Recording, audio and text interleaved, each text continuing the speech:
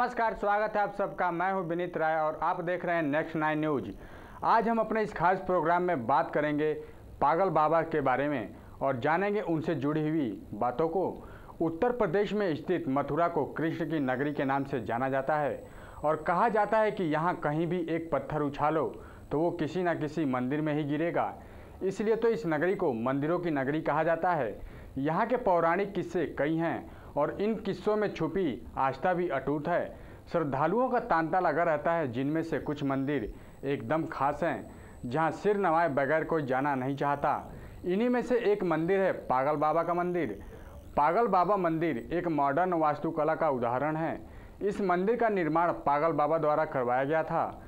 पूर्णिमा के अवसर पर इस मंदिर में हजारों की तादाद में श्रद्धालु दर्शन करने पहुँचते हैं और इस मंदिर से कोई भी भक्त खाली हाथ नहीं जाता। यहाँ भक्तों की पुकार पागल बाबा और बिहारी जी के द्वारा सुनी जाती है।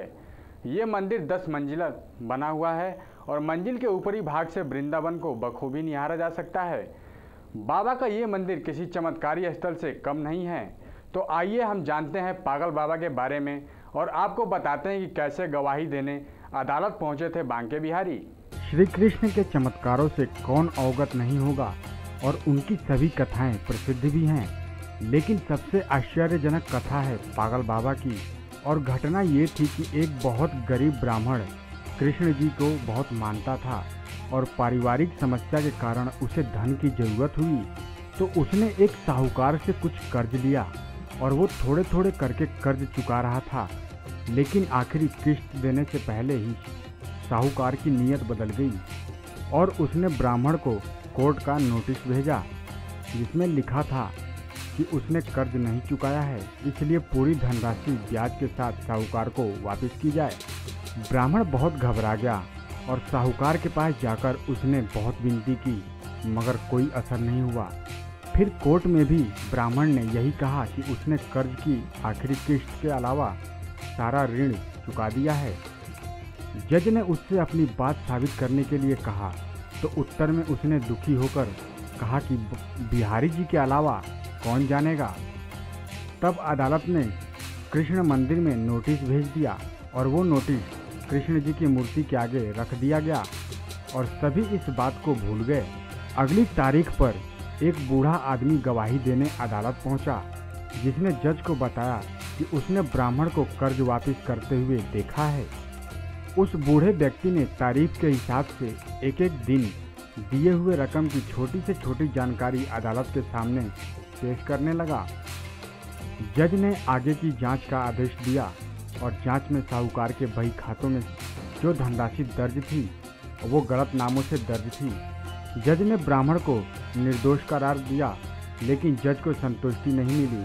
तब जज के मन में कई सवाल उठ रहे थे, जैसे ब्राह्मण को किसी भी चीज़ का ध्यान नहीं था और उस गवाह को सारी बातें कैसे याद थीं जबकि वो बहुत बूढ़ा था, या फिर ब्राह्मण के लिए किसी भी व्यक्ति ने गवाही नहीं दी, उस बूढ़े व्यक्ति ने उसकी मदद क्यों थी।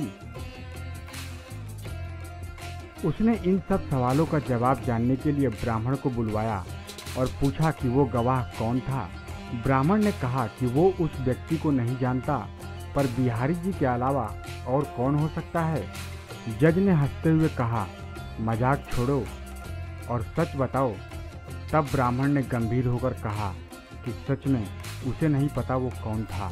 जज फिर भी संतुष्ट नहीं हुआ और कृष्ण मंदिर जा पहुंचा। वहां सेवा कर रहे लोगों से इस बारे में पूछा तो उनका कहना ये था कि जितने भी पत्र आते हैं वो सब कृष्ण जी की मूर्ति पर चढ़ा दिए जाते हैं और जहां तक बूढ़े व्यक्ति की बात है तो यहाँ कोई ऐसा व्यक्ति नहीं है जो गवाही देने गया हो। जज इस बात को सुनकर बहुत हैरान हो गए, जबकि उन्हें पता चल गया कि जो व्यक्ति गवाही देने आया वो कोई और नहीं बल्कि साक्षात भगवान कृष्ण जी थे। जिसके बाद उन्होंने अपनी नौकरी और घर परिवार छोड़कर वृंदावन में ठाकुर को ढूंढने चले गए। जब जज पागल हो गया और वो भंडारों में जाता और पत्तलों पर से जूठन उठाता, उसमें से आधा जूठ ठाकुर जी की मूर्ति को अर्पित करता और आधा खुद खा जाता।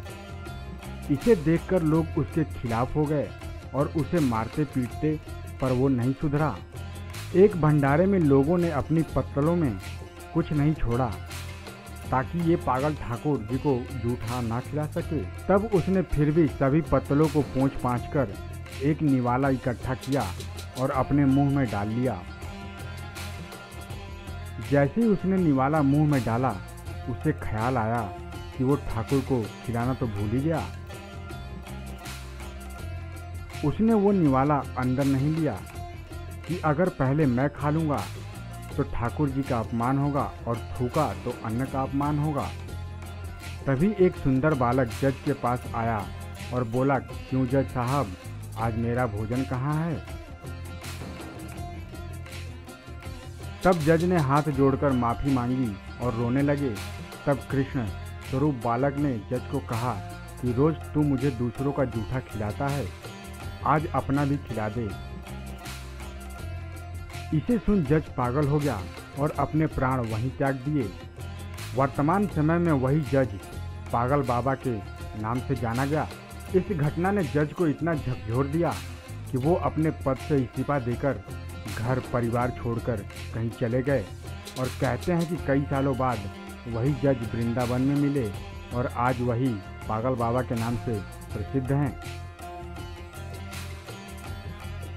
यहाँ इस मंदिर में सेवा कर रहे 82 साल के एक बुजुर्ग बताते हैं कि विश्व में ये अपने किस्म का 10 मंजिल वाला पहला मंदिर है, जिसमें 8 बीघे में मंदिर तो 5 बीघे में यहीं पर गौशाला भी स्थित है। विशाल पागल बाबा हॉस्पिटल भी बना है, जहां हजारों रोगियों का रोजाना उपचार किया जाता है और यहाँ तक कि मंदिर के खर्च पर दिल्ली ले जाकर ऑपरेशन भी कराए जाते हैं। मंदिर में सुबह 8 बजे से रात 8 बजे तक इलेक्ट्रॉनिक पद्धति से कृष्ण लीला, रामलीला और पागल बाबा की लीला होती रहती है। वरिष्ठ सेवायत और मंदिर के कार्यालय प्रभारी ने बताया कि मंदिर की देखरेख के लिए 5 लोगों का बोर्ड गठित किया गया है।